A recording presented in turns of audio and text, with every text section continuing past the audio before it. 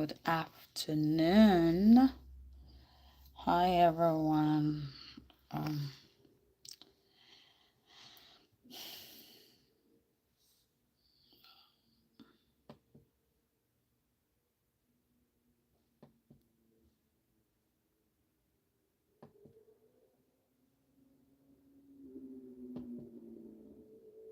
Anybody here?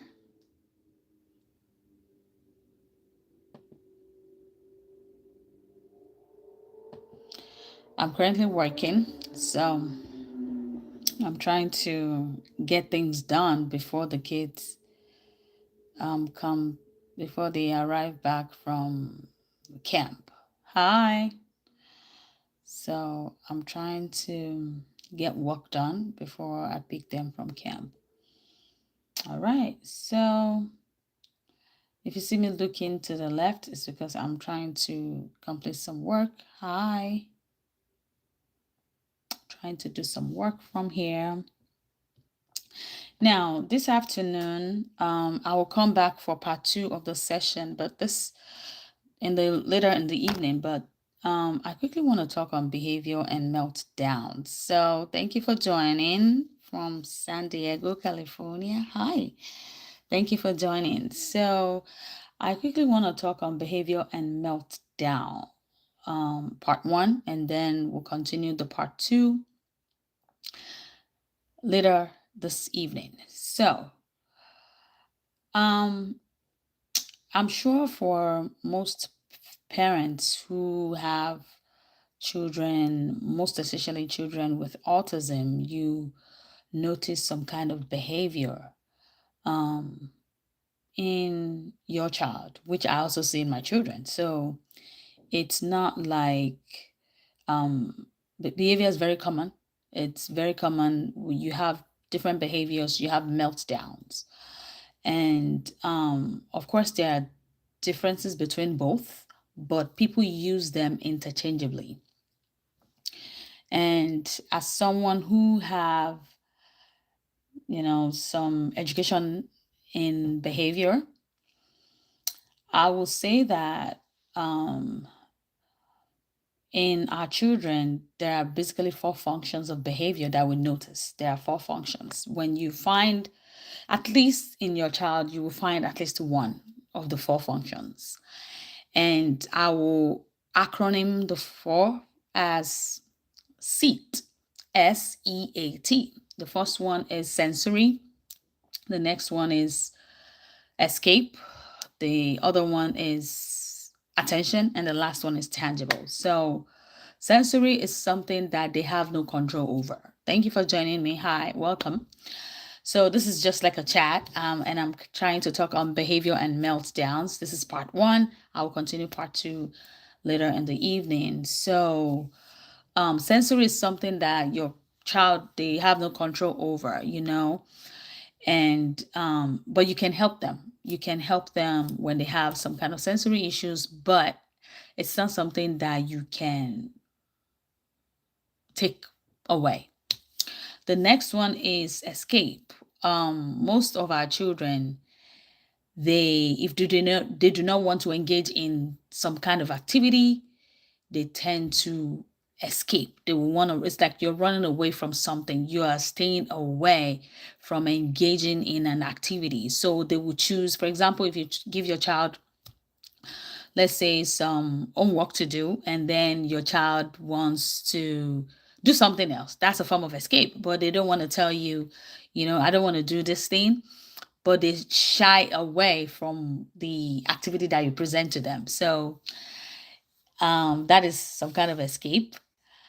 And there are ways you can help with children who engage in that kind of behavior. The next one is attention. I think attention is the one that we see most.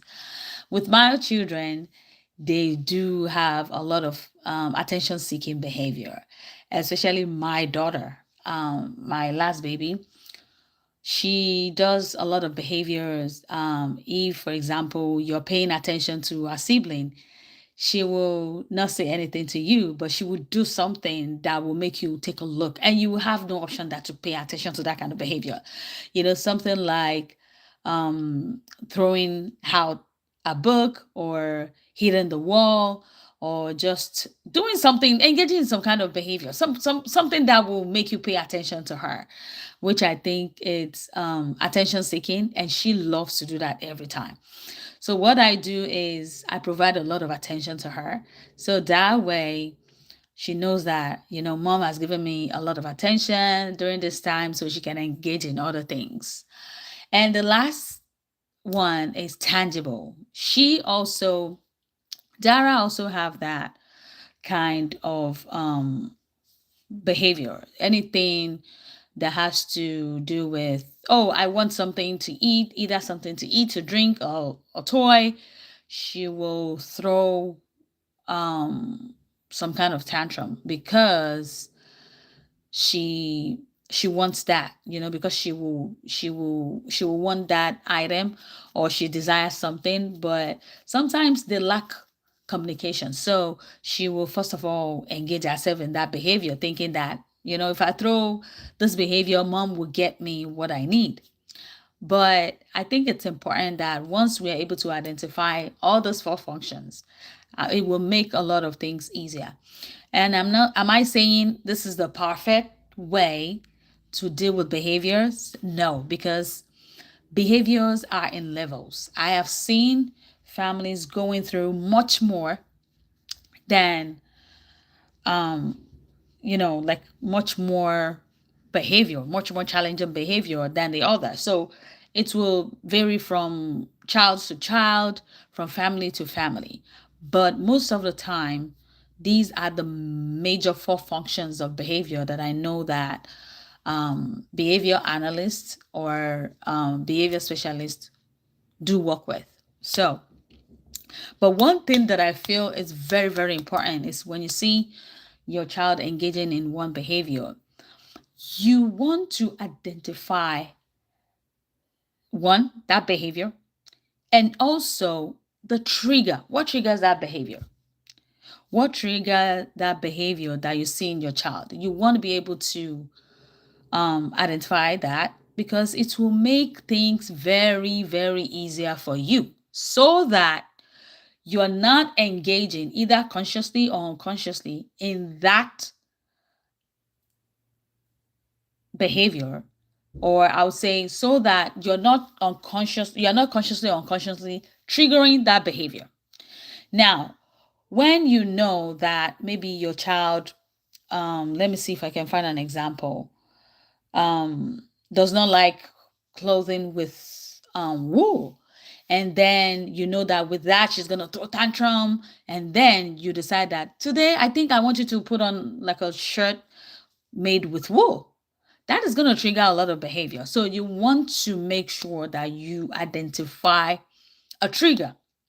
That way, like I said, makes life easier for you, makes things a lot much much better for you, and your family too, because that way you're able to know that, you know what, I can help my child. Once because I tell my other daughter, that's the middle child, that because we're trying to avoid triggers for Dara, let's do this in another way, right? So that way she's able to understand that these are the things that may um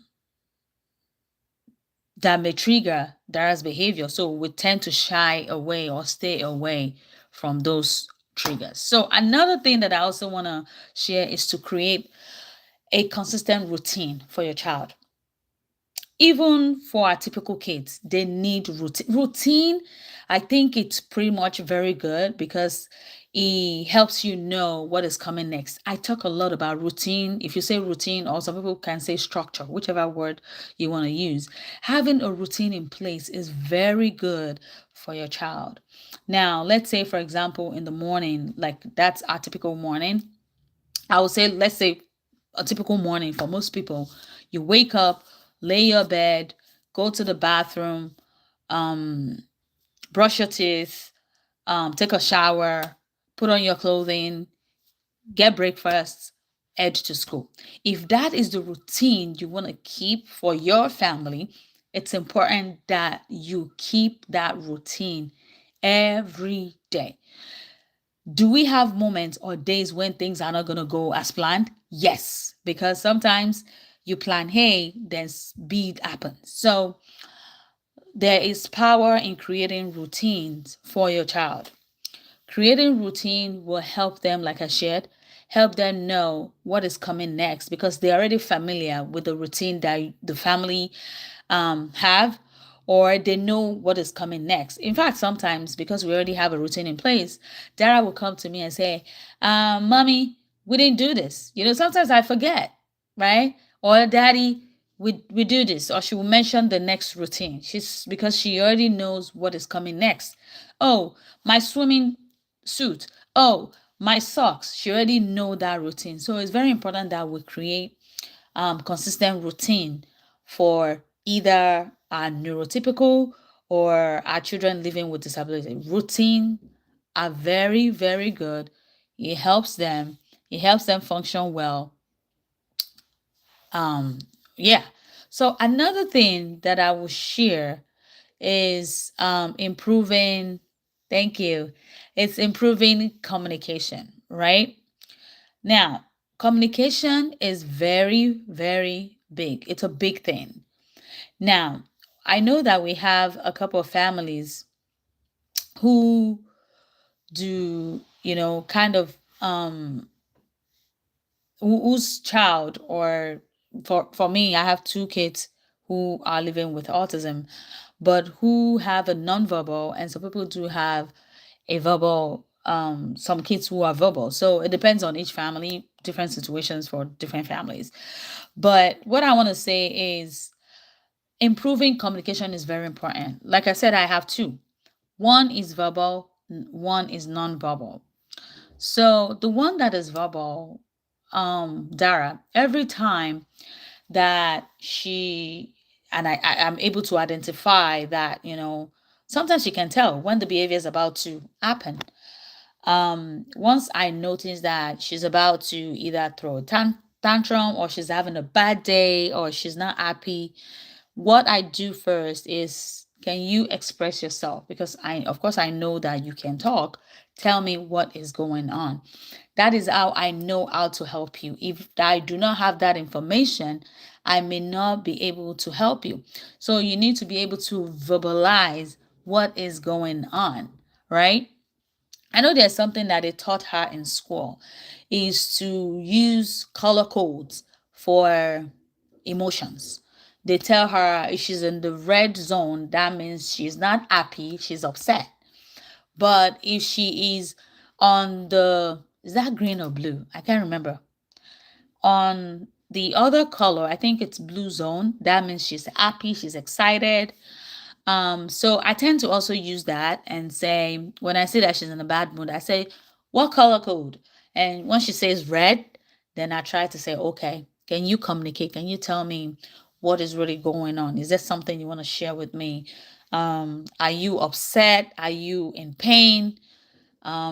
Whatever thing is going on, then she'll be able to kind of express herself, even though she may eventually engage in behavior, but she will try and say, let's say, oh, I want to eat, or I want water. But for those who are nonverbal and they are not able to express themselves, like my other son, who's the first, he uses like an AAC device, augmentative um, device. He uses that to communicate. And then is able to express what he needs or what is going on. Does it capture all his emotions and things? No. But you can tell either he uses sign language in addition to that iPad. He uses that. So we try to improve communication. Communication really helps with behavior because once they know that they are able to communicate and they are heard, I think that's the big thing, that they are being heard. Once they know that they are being heard, it makes things way easier for them and also for us. So I will say that improve communication, whatever means you have to make sure that your child can communicate with you. It will go a long, long way to help you and your child. That way they know that, oh, mom is gonna listen to me, or if I express myself, it's gonna help my mom identify what is really going on with me. Now, the next one that I want to share is rule out medical. That ruling out medical, I'm telling you, um, it's a big thing because a child can be in pain and you see that they engage in an aggressive behavior.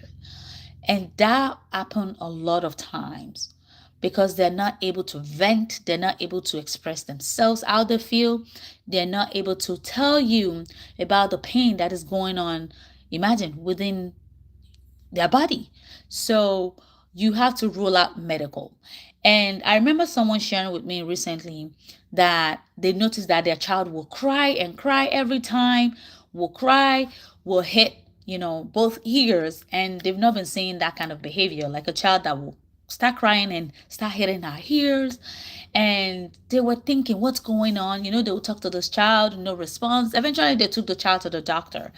And what they saw was that the child has redness in his ear and is coming up with an infection with that redness. So the doctor was able to prescribe some kind of medication to soothe the pain.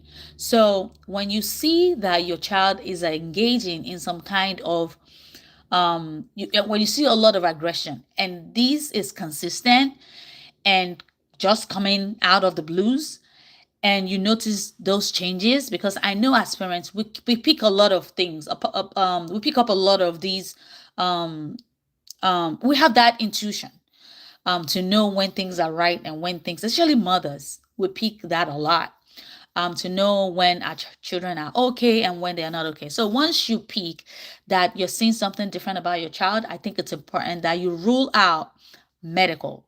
Either they like I shared with you the example of the child who has been in pain. Hi, welcome, please let me know where you're joining from. So especially for that child who I told you has been in pain because of the redness in his ear. So it's also important that we also monitor. There should be close monitoring, and we should keep an eye on our children when we notice that things are changing, or either you're noticing a high level of aggression, a high level of behavior that you've not noticed in a while. It's very important that we make sure that we pay attention to some of those behaviors. Another thing is also that you want to check if the behavior that you see at home corresponds with the one that is occurring in school. And I'm going to share something. Now, I noticed that I think it was in February, Dara had some kind of behavior. We're seeing an uptick in her behavior at home, and I had to reach out to a teacher. That is very important, that you are in constant communication with your child study team, CST team. It's very, very important so that you know what is going on in school, and then you're able to communicate what is going on at home. So in February, as we saw the uptick in her behavior, and I reached out to the class teacher and I said, I don't know if you've noticed any behavior with Dara. Are you seeing anything? And she said, oh, yes, that this is what she's been seeing with her behavior. And I said, we're saying the same thing at home. And we had to meet with a team, with the child study team, with the LDTC. We had to meet with the OT, the speech, the classroom teacher, and myself, the behavior therapist that comes into our home, and also our BCBA. We had to meet together and talk about how to help her and what are the things that we are noticing in Dara's behavior. So I think it's very important that we carry our team, our school team, our home team. It's important that we carry them along when we see any strange behavior, either to know if they are picking those behavior from the classroom, from school, or something changed at home. Because that was the first question they actually asked me when we started that meeting. They said, did anything change at home? Um, did our routine change? Did they asked me a couple of questions, and I said to them, no. Did anything? And I also threw the same question to the team. Did anything happen?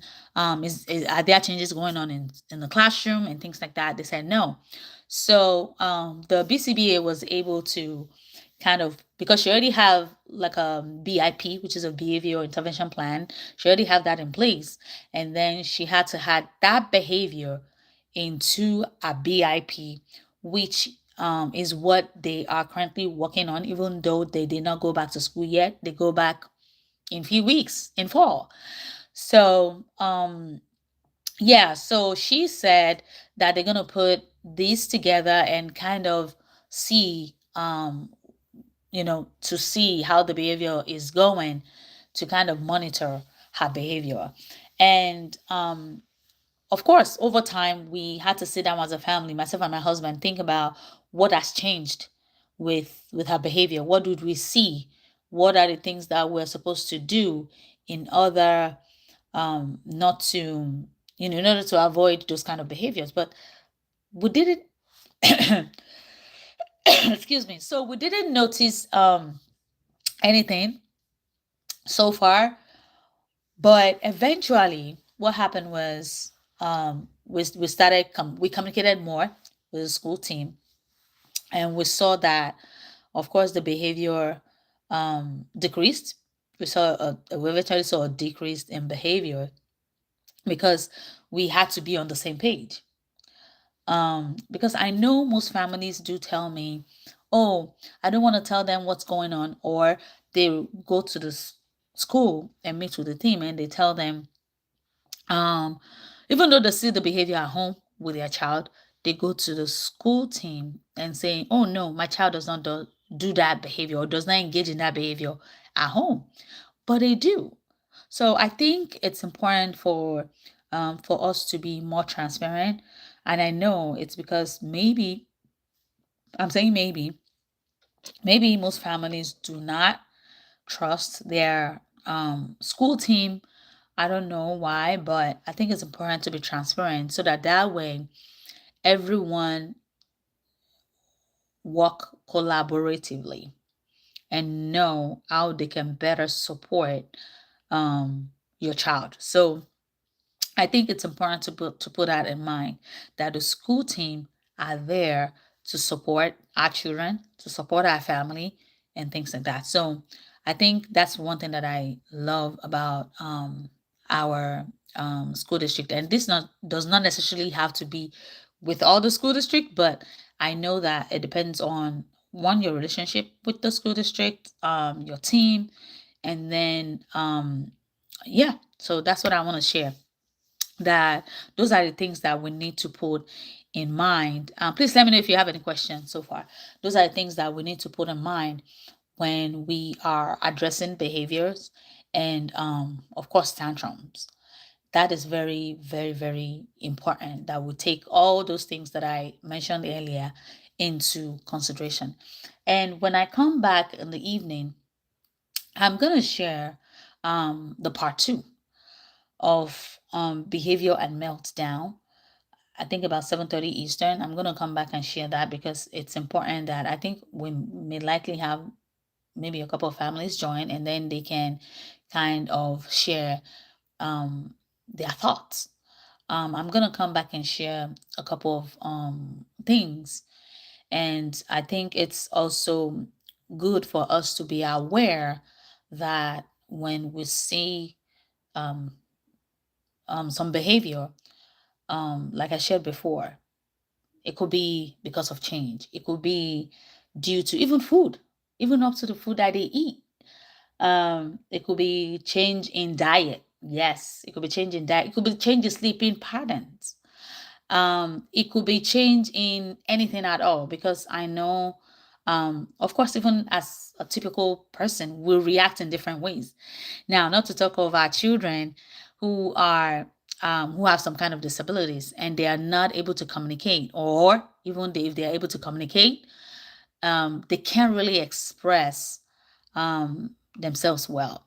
So please let me know if you have any question. Thank you for joining. I will see you. If you know there's a parent that can, find this video helpful, please feel free to share with them. But I will see you later tonight, Eastern, 7:30 Eastern. I will be here to share the other part of, behavior and meltdown. I think it's important for us to, kind of have some clue about um, meltdown and behavior as we prepare for the school year. And I know some states, they already have school. I know Texas, they're back. North Carolina will be going soon. Yeah. So thank you for being here. Any question at all that you'd like me to address? Any concern that you'd like me to address, even though I'm still working, but I still have some time to spend here. I have about like 4 minutes. So any question, any concern, please let me know.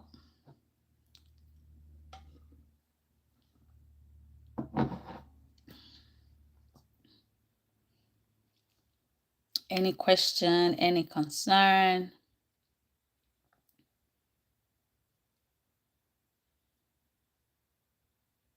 Okay.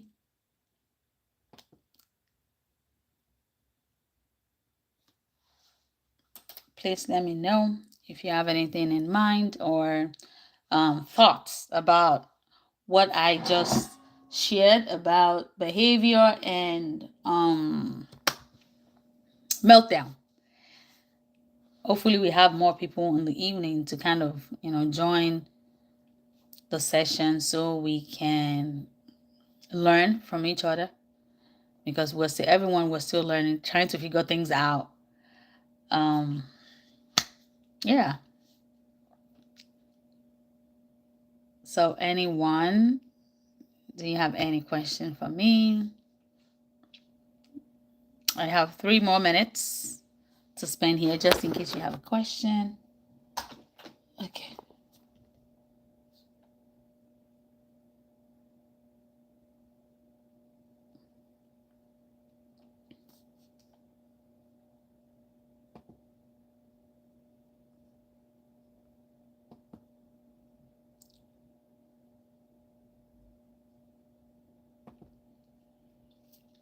Okay, so yeah, still trying to figure things out. Yeah, I appreciate your life. Okay, thank you. So, I'm just curious, do you have a child with um autism or any disability? Do you have anyone living with autism? Or you're welcome, Miss.